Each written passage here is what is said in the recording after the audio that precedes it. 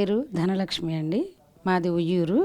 నేను 2004 టైంలో ధ్యానంలోకి వచ్చానండి. నాకు హెల్త్ బాగోని టైంలో హాస్పిటల్ తిరుగుతున్నాను. ఏలూరులో ఒక డాక్టర్ గారు నాకు సజెస్ట్ చేశారు. ఆయనతో మాట్లాడుతుంటే నేను దుఃఖంతో కళ్ళ నీళ్ళు వస్తున్నాయి. ఏమ్మా నీ పేరేంటంటే ధనలక్ష్మి అంటే దుఃఖలక్ష్మి అని పెట్టుకోపోయావా, దేనికి ఏడుస్తున్నావని ఆయన కోప్పడి, మీరు మీ ఊళ్ళో ఏమి ఆధ్యాత్మికంగా లేదా అని ఆయన అడిగారు. ఆయన చాలా పెద్ద ఆయనండి. ఆయన అడిగితే ఇట్లా పిరమిడ్ ఉందండి అని చెప్పాను. రోజు వెళ్ళి 1 గంట అందులో కూర్చో అని ఆయన చెప్పారు. అంటే ఒక డాక్టర్ ఇలా చెప్పారంటే నేను ఈ మార్గంలో రావటానికి, ఆయన ఒక మంచి మార్గంలోకి రావటానికే వ్యాధి రూపంలో నాకు ఇది వచ్చిందని నేను అర్థం చేసుకున్నానండి.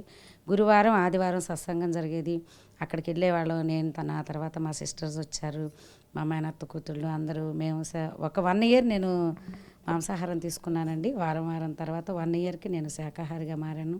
నాతో పాటు మా మరిది గారి పాప వచ్చేది.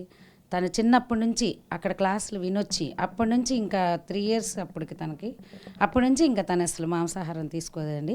సార్ గారు వచ్చారంటే గుడివాడ, మచిలీపట్నం, విజయవాడ చుట్టుపక్కల పత్రి సార్ వస్తున్నారంటే ఎంత హడావుడిగా మధ్యాహ్నం ఇంకా ఏ పనులు చేసుకోకుండా 4 గంటల కంటే 4 గంటలకి ఎండైనా ఏదైనా పనులు ముగించుకునే సార్ గారు వెళ్ళిపోవాలి. ఆయన చెప్పే జ్ఞానాన్ని మనం రిసీవ్ చేసుకోవాలి, వినాలి. గురువుగారు ఎంత దూరం నుంచి తిరిగి వస్తున్నారు, మనం ఇక్కడుండి కూడా వెళ్ళాలి అన్న తపనతో క్లాసులకు వెళ్ళేవాళ్ళం అండి. ఆయన చెప్పేదాన్ని విని అందరికీ, ఆ చుట్టుపక్కల అందరికీ చెప్పటం, కళ్యాణ మండపం దగ్గర మేము క్లాసులు కండక్ట్ చేయటం, అందరూ రోజు ఈవినింగ్ 6 to 8 వినటం, వీటి గురించి అందరికీ పాంప్లెట్లు పంచటం, అందరికీ చెప్పటం, అదొక యజ్ఞంలాగా 21 రోజులు మా ఇంటి దగ్గర క్లాసులు పెట్టామండి.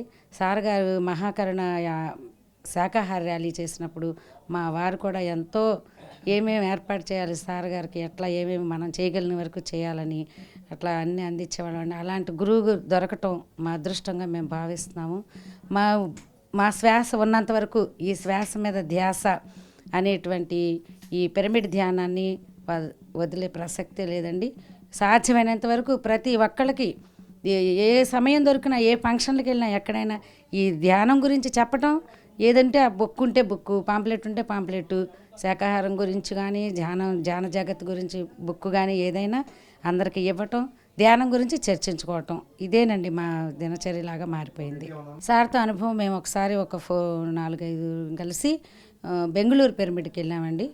బెంగళూరు పిరమిడ్కి వెళ్తే సార్ గారు ఎంతో ఇదిగా అక్కడ అందరూ బయట కూర్చుని అసలు ఒక తండ్రిలాగా ఆయన ఎలా ఉండాలి, ఎలా మార్చుకోవాలి, ఎలా ఉండాలి, మనం ఏదో నా కర్మ ఇలా ఉంది, నేను ఇలా బాధపడుతున్నాను, ఈ రోగాలు వచ్చినాయి, ఇవన్నీ కాదు, మనం అసలు అన్నిటికీ మనమే కారణం, మన ఆలోచనలే కారణం అని సార్ చెప్పే మాటలు ఎంతో ఆలోచించగా ధ్యానం చేస్తుంటే మనలోనే మార్పు తెలిసిపోతుందండి.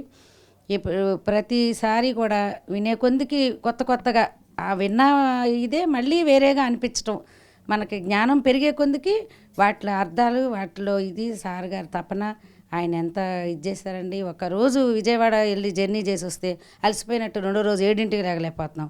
కానీ గురువుగారు మరి దేశాలు ఎలా తిరిగారు ఏంటి, ఆయన అందరి కోసం, అందరి బాగు కోసం, అందరి అజ్ఞానం నుండి జ్ఞానంలోకి రావాలని ఆయన పడిన తపన, ఆయన పడిన తాపత్రయం, ఆయనకి అంత శక్తి ఇచ్చిందండి. ఆయన అందరి కోసం, విశ్వం కోసం ఆయన చేశారు కాబట్టి ఈ ప్రయత్నాలన్నీ ఆయనకు అంత శక్తి వచ్చిందండి. మనం కూడా నిస్వార్థంగా అందరి కోసం కనుక చేస్తే ప్రకృతి మనకు కూడా సహకరిస్తుందండి. అది నా అనుభవం. ఇంతటి జ్ఞానాన్ని మనకు అందించిన పత్రి సార్కి ఎంతో కృతజ్ఞతలు చెప్తున్నానండి. జై హో పత్రిజీ, జై హో పత్రిజీ.